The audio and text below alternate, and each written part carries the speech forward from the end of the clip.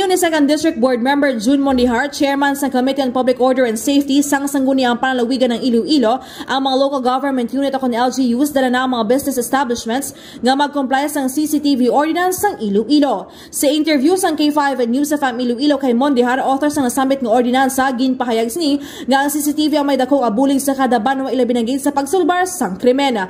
Dugang pa sa natungdan nga dapat nahamtang sa mga strategic ag papubliko nga lugar ang CCTV. Nahibaluan ang ginaprobahan sang sangguniang panlalawigan ng CCTV ordinance ni Mondihar sang bulan sang Enero.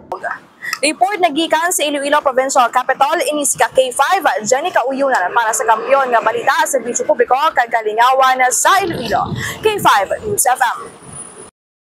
Ang ining balita ang ginadulong sa inyo sang DTX Coffee Mix. Himo sa natural nga sangkap pareho sang amarkuso, chia seeds, desugared sugared cane extract powder. DTX Coffee Mix. Nakakapi ka na, naka-detox ka pa. DTX Coffee Mix. Mabakal sa mga butika.